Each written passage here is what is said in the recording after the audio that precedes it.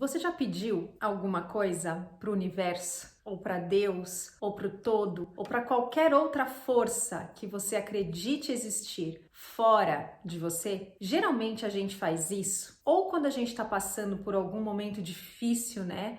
Alguma dificuldade que a gente não tem ideia mais de como resolver. A gente já lançou mão aí de todos os recursos que a gente consegue enxergar e mesmo assim a gente não vê saída. Nessas horas a gente costuma rezar, algumas pessoas vão fazer simpatia, outras vão fazer promessa, dependendo aí da sua crença. Uma outra possibilidade é a gente lançar mão desse recurso, né, de pedir para o universo, de rezar para Deus, quando a gente não se acredita capaz suficiente de conseguir por nós mesmos. Então vamos supor que você se candidatou para uma vaga de trabalho, você foi lá, deu o seu melhor na entrevista e aí, de repente, quando você sai, surge uma dúvida, uma agonia de que será que eu vou conseguir ser aprovada nessa entrevista, né? Será que a vaga de emprego vai ser minha? Afinal de contas, tinham lá tantos outros candidatos e se de repente um deles for uma opção melhor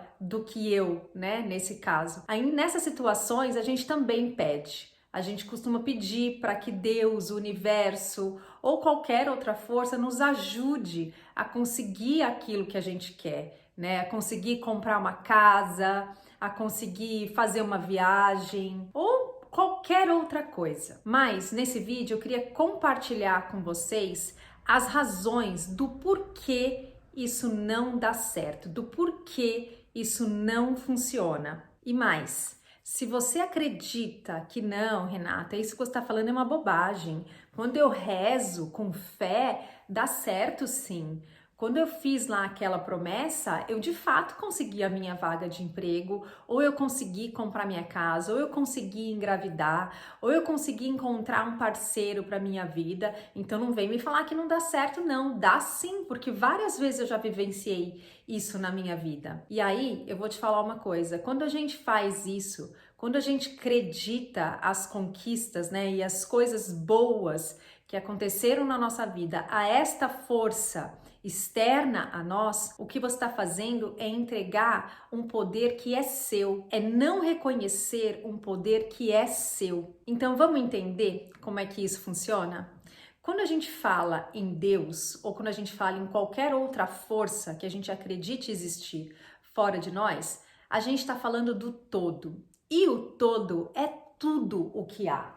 Então, isso significa dizer que você está aqui dentro. Você faz parte do todo. A sua centelha divina, a sua essência, o seu eu superior, ele está aqui, ó. Ele também faz parte desse todo, tá? Só que o que acontece? A gente projeta uma realidade para fora desse todo. E aí a gente acredita estar aqui, separado. E aí nessa separação a gente se diminui. Então a gente acredita que a gente é limitado, a gente acredita que a gente é incapaz, a gente acredita que a gente é não merecedor. E por aí vai. Só que isso daqui é uma ilusão. A nossa real natureza continua aqui, ó, junto de Deus, junto do todo e junto de tudo que há. Esta é a realidade e esta é a projeção. E quando a gente vai para essa projeção, a gente estabelece uma relação com o todo, que é uma relação muito parecida com a relação que a gente tem com os nossos pais durante a nossa infância. Então, durante a nossa infância, a gente acredita nesses seres separados de nós, né, que são maiores do que nós e que têm um poder de resolver qualquer problema na nossa vida. É só a gente pedir. Mas quando é que a gente é atendido lá na nossa infância? A gente é atendido quando a gente se comporta. Quando a gente não se comporta, a gente é punido. E a gente acredita que a nossa relação com o todo, com o universo ou com Deus, ela é uma repetição dessa relação que a gente tinha na nossa infância com os nossos pais. Então, quando a gente não consegue o que a gente quer, a gente acredita que a gente está sendo punido por esse todo. E quando a gente consegue, a gente está sendo abençoado. Então, a gente está sendo abençoado, a gente está recebendo porque a gente foi bonzinho o suficiente para isso. Então, por que é que enquanto a gente viver essa idealização, né, dessa relação infantil com o todo, a gente não vai ter os nossos pedidos atendidos? Porque a nossa essência, que continua aqui unida ao todo, unida a Deus, ela sabe quem ela é e ela sabe que isso daqui é só uma projeção. E mais do que isso, se ela olhasse, se quem tá aqui, né, no todo, se o todo, que somos nós mesmos, olhasse para essa projeção e falasse: olha, tá tudo bem, eu sei que você tá sofrendo, eu sei que você acredita que não consegue e que tá difícil para você. Então vamos lá, eu vou te ajudar, eu vou te dar aquilo que você está me pedindo. Eu vou te dar essa vaga de emprego, eu vou te dar essa casa, eu vou te dar qualquer coisa que você quiser. O que a nossa essência estaria nos dizendo se efetivamente ela fizesse tudo isso? Ela estaria reconhecendo que a nossa projeção é real. Ela estaria reconhecendo que nós somos sim incapazes, que nós precisamos merecer primeiro, né, para depois ganhar. Se a gente já é tudo que há, não há que se falar em merecimento. E aí, se os nossos pedidos então fossem atendidos, seria a mesma coisa que confirmar essa nossa projeção. Só que este ser aqui, ó, unido ao todo, nos ama tanto e sabe tanto, tá tão ciente, né, da sua própria realidade, que a única coisa que resta é deixar com que a gente passe por todas as dificuldades que essa projeção traz para que a gente desperte, para que a gente entenda qual é o nosso real poder e faça esse caminho de volta. A nossa essência não vai descer até a nossa projeção, é a nossa projeção que tem que chegar a um fim, ou a gente tem que reconhecer que ela nunca foi real para que a gente consiga se unir de novo à nossa essência. Mas isso na vida, né, dentro dessa nossa projeção, isso é um caminho que a gente vai dando um passo de cada vez. E aí, cada vez que você reconhece as suas criações, cada vez que você reconhece todo o seu bem e todo o mal da sua projeção, você está de novo dando mais um passinho em direção à realidade, em direção a essa união com o todo, a essa união com Deus. O livro Um Curso em Milagres explica que nesse caminho de volta, a gente vai passar por um processo de desconstrução dessas crenças.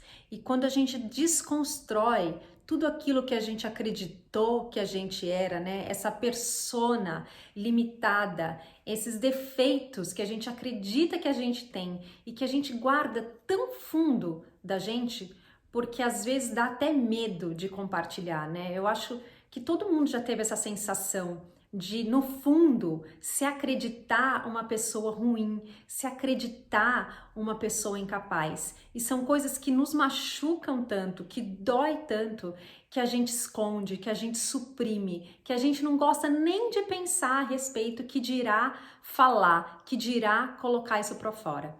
Então, na desconstrução dessas nossas crenças, a gente vai cada vez mais se aproximando da nossa real natureza, se aproximando desse ser aqui que é só amor.